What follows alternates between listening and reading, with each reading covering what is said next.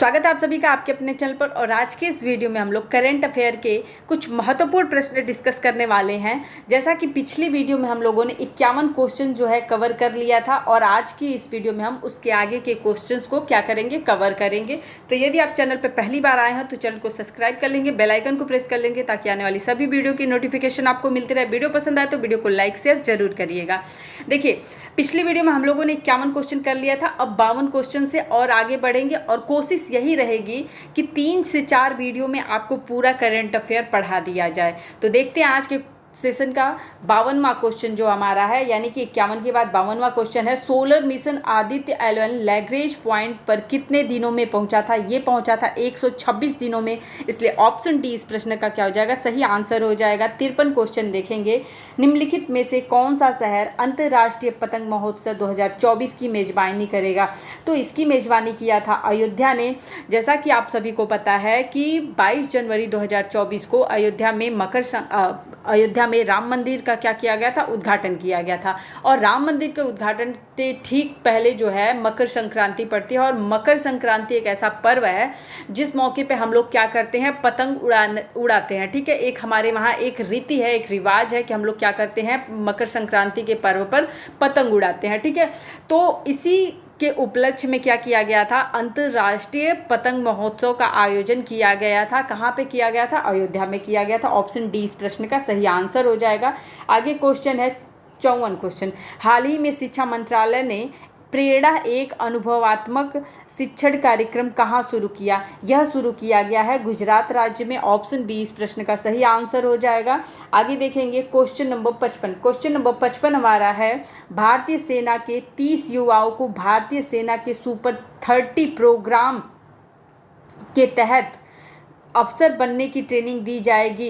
ये युवा जो है आपके असम राज्य के हैं, तो क्या हो जाएगा, इसका सही आंसर हो जाएगा। ऑप्शन बी इस प्रश्न का सही आंसर हो जाएगा।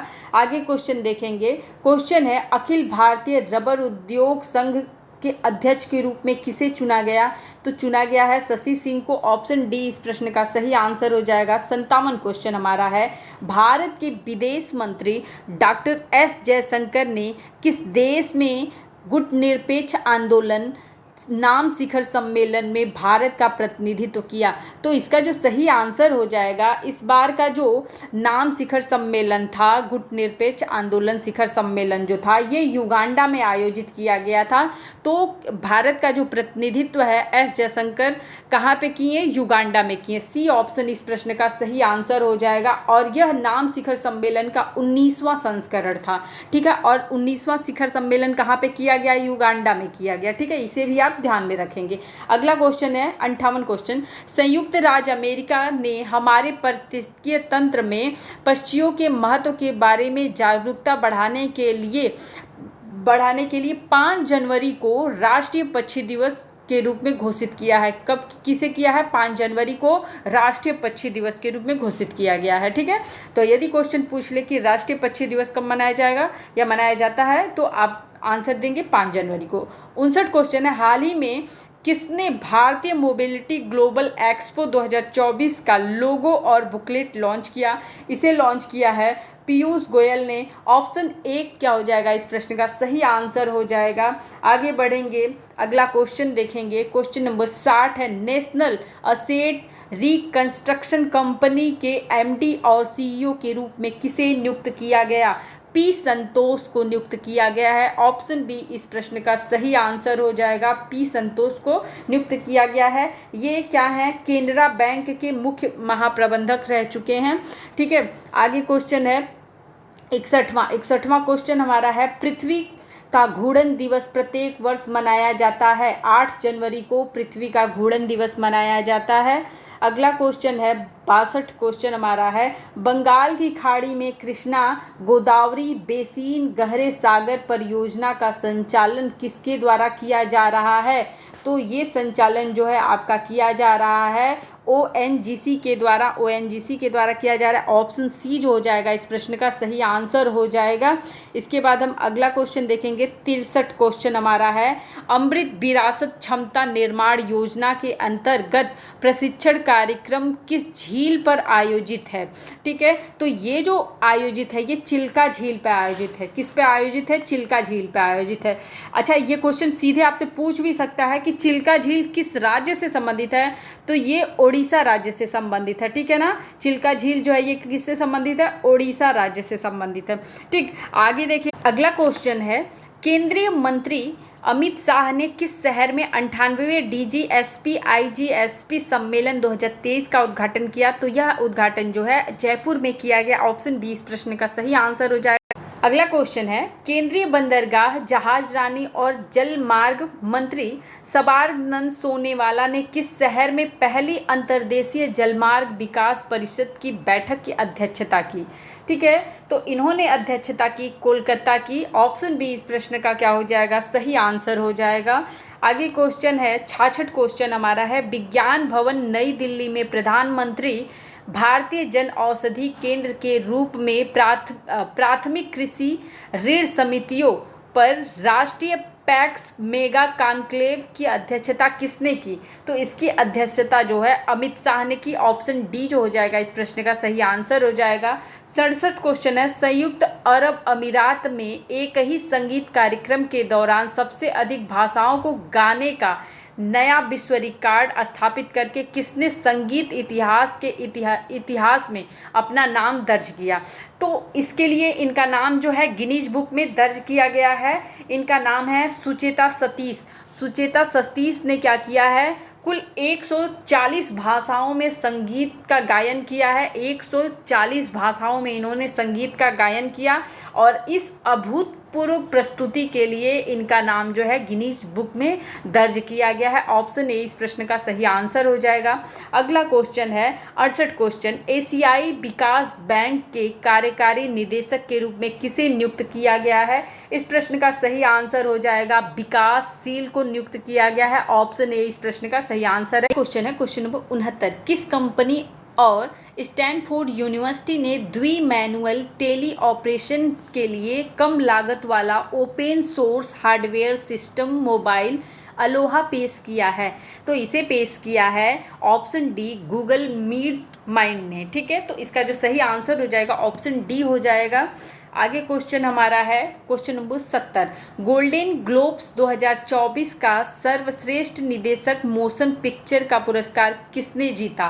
तो जीता है आपका क्रिस्टोफर नोलन ने। इसका सही आंसर हो जाएगा ऑप्शन बी। ठीक है, आगे चलेंगे। अगला क्वेश्चन, बांग्लादेश की प्रधानमंत्री शेख हसीना को 5वें कार्यकाल के लिए फिर से चुना गया। शेख हसीना किस पार्टी से हैं? तो शेख हसीना की पार्टी जो है वो कौन सी है? अवामी लीग है। क्या है? अवामी लीग है। अब यहाँ पे थोड़ा सा हम लोग समझ लेते हैं, ये जो है एग्जाम की दृष्टि से आपका महत्वपूर्ण प्रश्न है। सबसे लंबा जो प्रधानमंत्री का कार्यकाल रहा है, ये आप देख सकते हैं किसी भी देश के सबसे लंबा जो कार्यकाल रहा है वो शेख हसीना का है। ये 5वीं बार जो है बांग्लादेश की क्या चुनी गई हैं? प्रधानमंत्री चुनी गई हैं। ठीक है, और ये किस पार्टी से हैं? इसीलिए इनकी पार्टी भी बहुत ही महत्वपूर्ण है, अवामी लीग से है। इनकी पार्टी का नाम क्या है? अवामी लीग है। अगला क्वेश्चन देखेंगे 72, रेलवे बोर्ड के सचिव के रूप में किसे नियुक्त किया गया? तो रेलवे बोर्ड के जो सचिव हैं नियुक्त किए गए हैं अरुणा नायर। ठीक है, ऑप्शन ए इस प्रश्न का सही आंसर हो जाएगा। 73 क्वेश्चन, प्रवासी भारतीय दिवस या एनआरआई दिवस भारत में हर साल किस दिन मनाया जाता है? एनआरआई दिवस प्रत्येक वर्ष 9 जनवरी को मनाया जाता है। ऑप्शन डी इस प्रश्न का सही आंसर हो जाएगा। 74 क्वेश्चन देखेंगे, किस देश के टाइम स्क्वायर पर प्राण प्रतिष्ठा कार्यक्रम दिखाया जाएगा? तो जो अयोध्या का राम मंदिर निर्माण हुआ था 22 जनवरी को, वो दिखाया गया था अमेरिका के टाइम स्क्वायर पर। ठीक है, अमेरिका में जो टाइम स्क्वायर है उसी पे प्राण प्रतिष्ठा का जो कार्यक्रम था अयोध्या राम मंदिर का, उसको क्या किया गया था? लाइव वहाँ पे टेलीकास्ट किया गया था। तो ऑप्शन सी इस प्रश्न का सही आंसर हो जाएगा। 75 क्वेश्चन हमारा है, भारत और किस देश के बीच आपत्तिजनक टिप्पणी की वजह से रिश्तों में तनाव हुआ था? तो जनवरी महीने में मालदीव और भारत में जो है एक आपत्तिजनक टिप्पणी की वजह से क्या हुआ था? मालदीव और भारत के रिश्ते जो हैं आपसी खराब हो गए थे। ठीक है, तो ऑप्शन ए इस प्रश्न का सही आंसर हो जाएगा। और क्वेश्चन देखेंगे अगला 76 क्वेश्चन। ये पॉइंट भी आपका इम्पॉर्टेंट है, यहाँ से भी क्वेश्चन पूछा जा सकता है, ठीक है। तो इसके बाद हमारा अगला जो क्वेश्चन है, किस देश में पहली बार जल्लीकट्टू का आयोजन किया गया, ठीक है। तो ये आयोजन किया गया है श्रीलंका में। कहाँ पे किया गया है ये आयोजन? श्रीलंका में किया गया है। अब जानते हैं कि ये जल्लीकट्टू है क्या।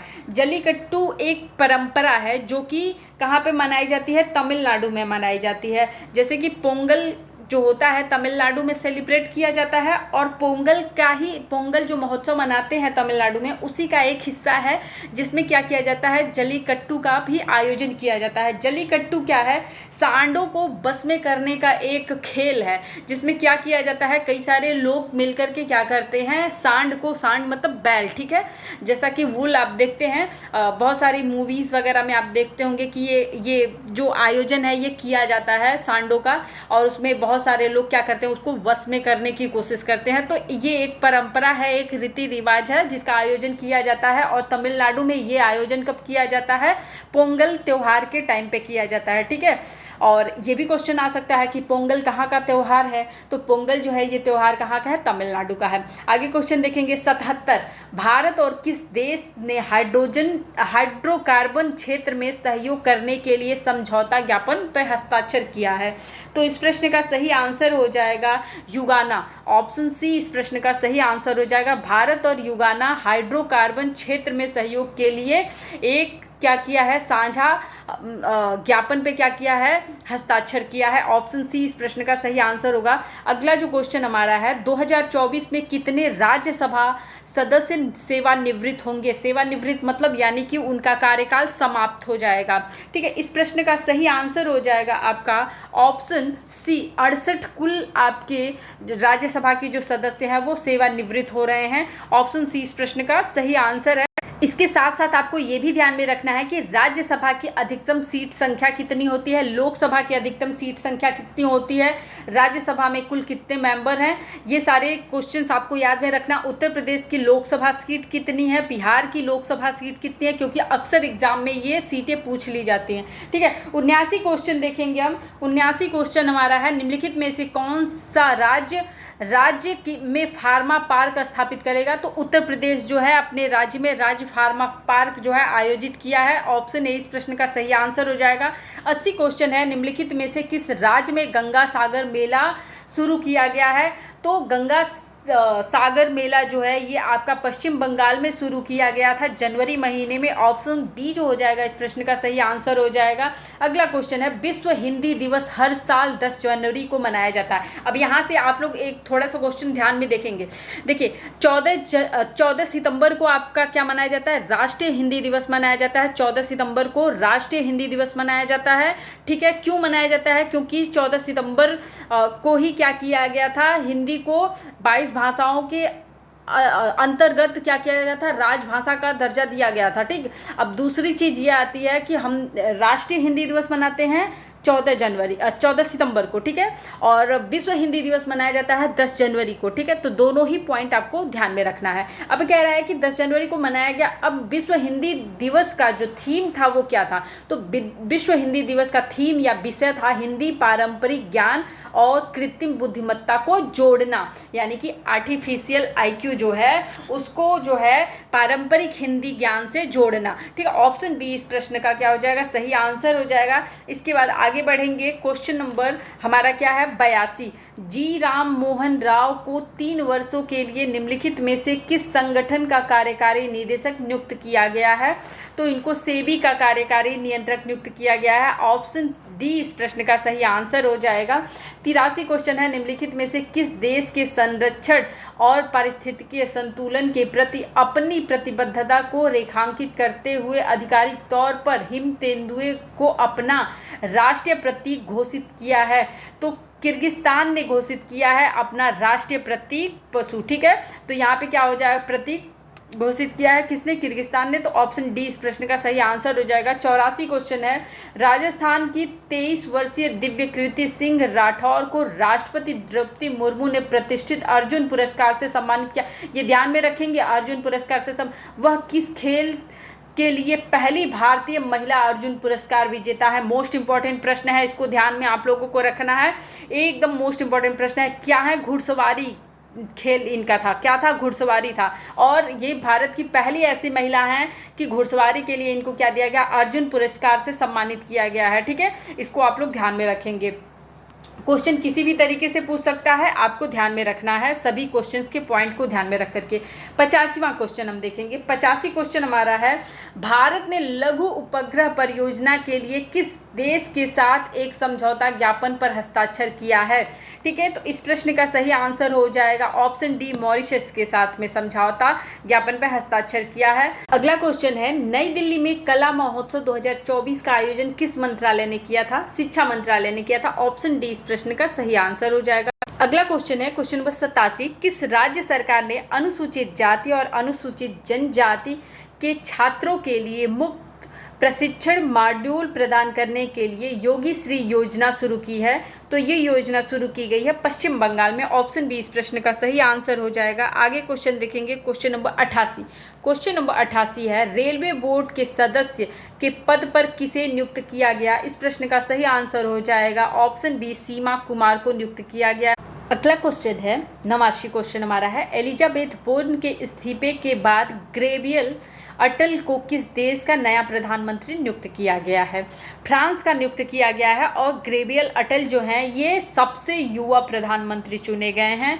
ऑप्शन ए जो हो जाएगा इस प्रश्न का सही आंसर हो जाएगा। अगला क्वेश्चन है, किस कंपनी ने भारत में 1 लाख डेवलपर्स को एआई टेक में कौशल प्रदान करने के लिए एआई ओडिसी लॉन्च किया है? ठीक है, तो एआई ओडिसी जो है लॉन्च किया है माइक्रोसॉफ्ट ने। ऑप्शन ए हो जाएगा इस प्रश्न का सही आंसर। अगला क्वेश्चन है, हाल ही में 27वें राष्ट्रीय युवा महोत्सव का आयोजन किस शहर में किया गया? तो जनवरी में ये आयोजन किया गया था आपका राष्ट्रीय युवा दिवस के महोत्सव के टाइम पे। तो ये किया गया था नासिक में। ऑप्शन सी इस प्रश्न का सही आंसर हो जाएगा। और ये आपका इंपॉर्टेंट क्वेश्चन है, इसको आप ध्यान में रखेंगे। अगला क्वेश्चन है क्वेश्चन नंबर 92, हाल ही में किसे तेंजिंग नार्गे पुरस्कार 2022 से सम्मानित किया गया है? इस प्रश्न का सही आंसर है ऑप्शन सी, सविता कसवाल को हाल ही में तेंजिंग नार्गे पुरस्कार 2022 से सम्मानित किया गया है। इन्हें मरणोपरांत पुरस्कार दिया गया है। अगला क्वेश्चन है क्वेश्चन नंबर 93, केंद्रीय स्वास्थ्य मंत्री डॉक्टर मनसुख मंडाविया ने किस शहर में देश की पहली स्वास्थ्य और स्वच्छ फूड स्ट्रीट प्रसादम का उद्घाटन किया है? इस प्रश्न का सही आंसर है ऑप्शन सी, उज्जैन में। ठीक है, अगला क्वेश्चन है क्वेश्चन नंबर 94, किस वर्ष भारत पहली बार यूनेस्को की विश्व धरोहर समिति की मेजबानी करेगा? मोस्ट इंपॉर्टेंट प्रश्न है, ये आपके एग्जाम में आ भी सकता है और आज के सेशन का सबसे महत्वपूर्ण प्रश्न है। इस प्रश्न का जो सही आंसर है वो हो जाएगा ऑप्शन ए, 2024। 2024 में भारत पहली बार यूनेस्को की विश्व धरोहर समिति के 46वें सत्र की मेजबानी करेगा। तो ये भी पूछ सकता है कि यूनेस्को का 2024 में ये कौन सा आयोजन है? तो ये इसका 46वां आयोजन है। ठीक है, इसके बाद हम जान लेते हैं कि ये आयोजन कब होगा। तो यूनेस्को का विश्व धरोहर समिति का जो 46वां आयोजन है ये नई दिल्ली में कराया जाएगा, क्योंकि इसकी मेज़बानी भारत कर रहा है और भारत इसकी मेज़बानी पहली बार कर रहा है।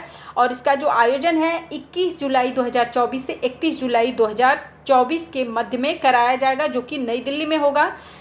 यूनेस्को विश्व धरोहर समिति में कुल 21 देश शामिल हैं। ठीक है, ये क्वेश्चन भी पूछता है, तो कुल 21 देश शामिल हैं। और भारत के अगर धरोहर स्थलों की बात की जाए तो भारत के कुल 42 धरोहर स्थल जो है यूनेस्को की विश्व धरोहर समिति में शामिल है। ठीक है, तो ये पॉइंट भी आप लोग ध्यान में रखेंगे। आगे बढ़ेंगे, अगला जो क्वेश्चन है क्वेश्चन नंबर 95, हाल ही में किस राज्य के रेड आंट चटनी को जीआई टैग मिला है? तो देखिए, उड़ीसा के रेड आंट यानी कि लाल चींटी जो होती है, लाल चींटियों की जो चटनी बनती है उड़ीसा राज्य में, उसको जीआई टैग दिया गया है। ऑप्शन सी इस प्रश्न का सही आंसर हो जाएगा। इंपॉर्टेंट प्रश्न है, इसको ध्यान में रखिएगा। पूछा था अभी हाल ही में रिसेंट में एक एग्जाम हुआ था जिसमें ये क्वेश्चन पूछा था। ठीक, तो आप लोग भी इसे ध्यान रखेंगे। 96 क्वेश्चन है, भारत ने किसके दायित्वों का पालन करने के लिए वस्तुओं के भौगोलिक संकेतन अधिनियम 1999 को अधिनियमित किया? तो ये किया था WTO ने। ऑप्शन डी इस प्रश्न का सही आंसर आंसर हो जाएगा। अगला क्वेश्चन है 97 क्वेश्चन, हाल ही में किसे रक्षा मंत्रालय में महानिदेशक नियुक्त किया गया है? इस प्रश्न का सही आंसर है ऑप्शन बी, समीर कुमार सिन्हा को। अगला क्वेश्चन 98 क्वेश्चन, निम्नलिखित में से कौन सा मंत्रालय गणतंत्र दिवस परेड की झांकी के लिए चयन प्रक्रिया की देखरेख करता है? तो इसकी जो देखरेख होती है वो रक्षा मंत्रालय द्वारा किया जाता है। ऑप्शन ए जो हो जाएगा इस प्रश्न का सही आंसर हो जाएगा। और आज के सेशन का 99वां क्वेश्चन हमारा है। 99 क्वेश्चन है, भारतीय रेलवे के कैलेंडर वर्ष 2023 में 6577 रूट किलोमीटर विद्युतीकरण हासिल किया है। भारत रेलवे ने किस वर्ष तक दुनिया का सबसे बड़ी हरित रेलवे बनाने का लक्ष्य रखा है?